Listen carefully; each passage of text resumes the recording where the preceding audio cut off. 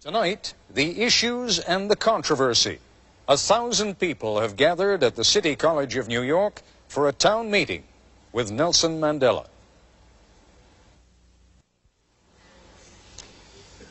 Mr. Mandela, you're participating in what is a very old and honorable American tradition, the town meeting. And rather than waste any time with my questions, if they don't ask you good ones, I promise I will try to.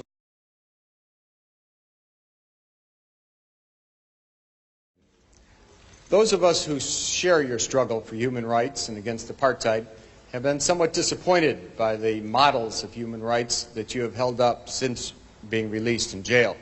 You've met over the last 6 months 3 times with Yasser Arafat. Are these your models of leaders of human rights? And if so, would you want a Gaddafi or an Arafat or a Castro to be a future president of South Africa? One of the mistakes which some political analysts make is to think that their enemies should be our enemies.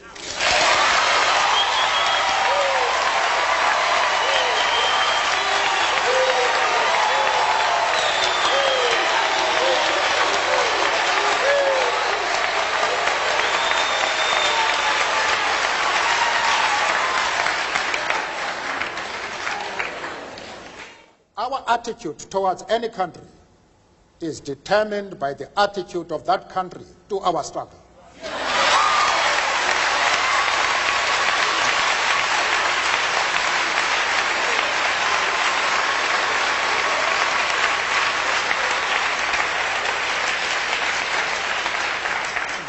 Yasser Arafat, Colonel Gaddafi,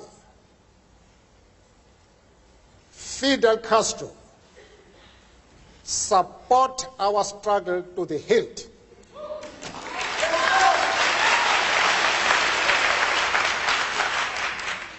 They do not support it only in rhetoric. They are placing resources at our disposal for us to win the struggle.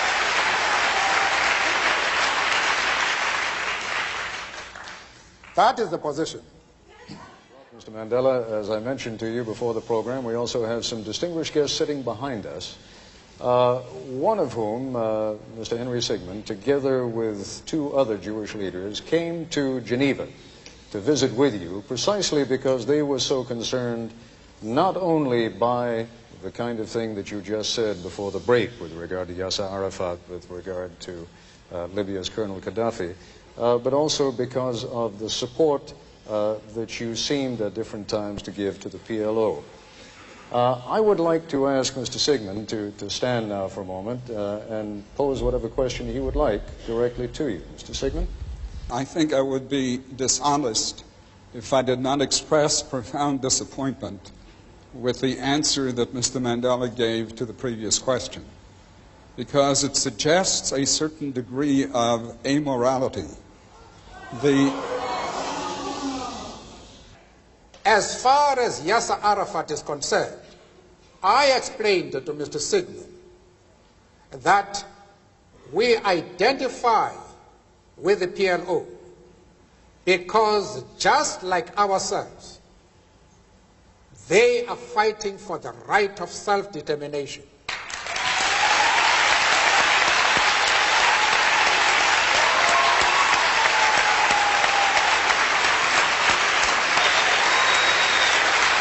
Mr. Mandela,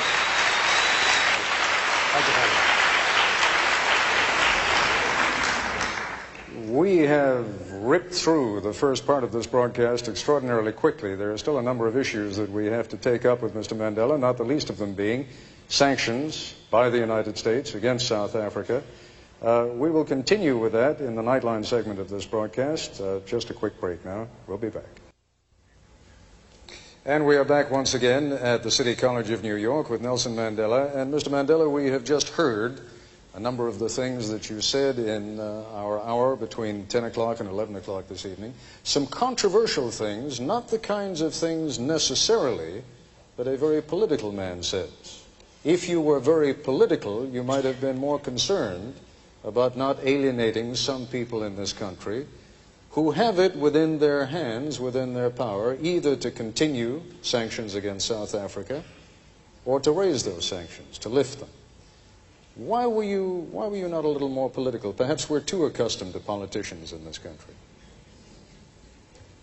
I do not understand what you mean. Perhaps if you clarify what you are referring to, I may be in a position to comment. What I'm saying is that in this country, for example, there has been for many years a close alliance between the Jewish population and the black population in the civil rights struggle. There is likely to be a rather negative reaction to some of the things that you have said. That reaction could very well cause people to call up their congressmen, their senators, and say, go ahead, lift the sanctions. Why not? After all, President de Klerk is doing a great deal against apartheid. Only today, in fact, his number 2 man, Gerrit Viljoen, said that the government perceives itself in South Africa as being part of the anti-apartheid struggle.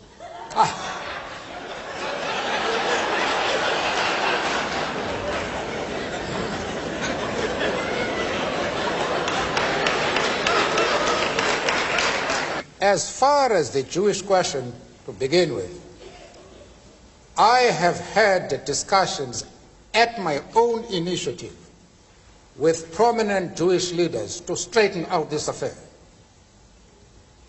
Amongst the people I saw was Mrs. Helen Suzman, who has been an MP in our country for more than 30 years. There was Mr. Mazens, who has been a judge in Lesotho, Botswana, and the old Rhodesia. There was the chief rabbi of Johannesburg. There was Professor Katz from the University of Witwatersrand, and an eminent community leader in South Africa. We discussed this question and all misunderstanding was clear, the question of Yasser Arafat and the PLO. I have also discussed the question with the Jewish leaders in the USA and very top people like Mr. Sigmund. We reached an agreement on this question and we saw eye to eye. Now, I don't know where your concern arises. The Jewish leaders themselves are able to determine their own affairs. Nobody else is entitled to say that the Jewish leaders are going to be concerned about your stand. Because I have had the discussions with them, and those discussions will reach consensus.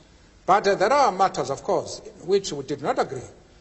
But the position which we take as the ANC, I thought we were able to explain it in such a way that it removed the concern of the Jewish community. Let's broaden it out. I am still prepared to do that even in this talk.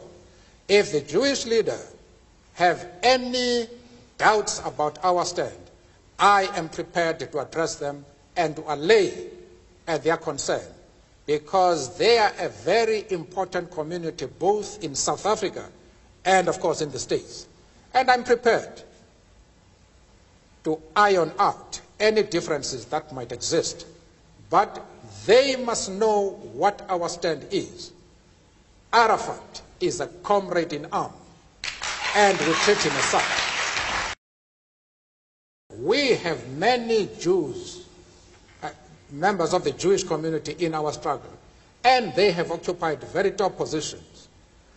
But that does not mean to say that the enemies of Israel are our enemies. We refuse to take that position.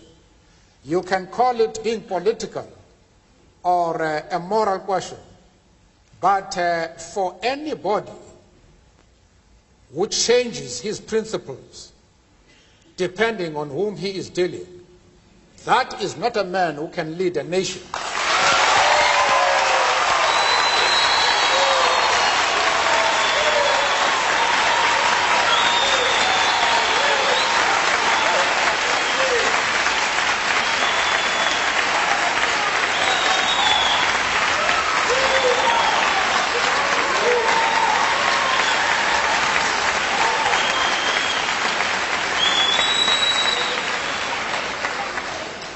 apparently,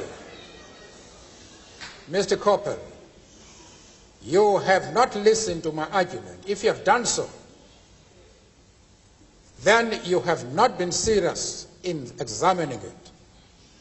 I have replied to one of our friends here that I have refused to be drawn into the differences that exist between various communities inside the USA. You have not commented that I am going to offend anybody by refusing to involve myself in the internal affairs of the USA. of the USA.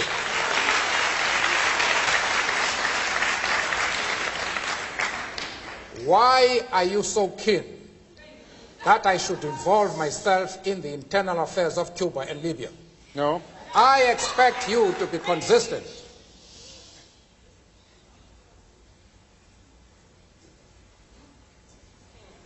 I don't know if I have paralyzed you. No.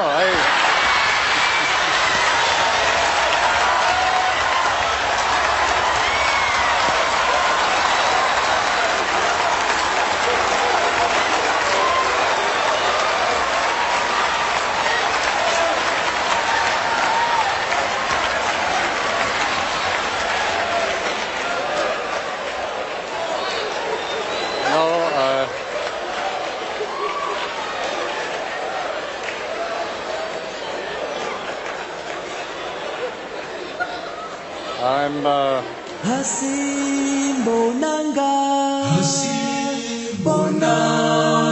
Mandela thina laphe khona laphe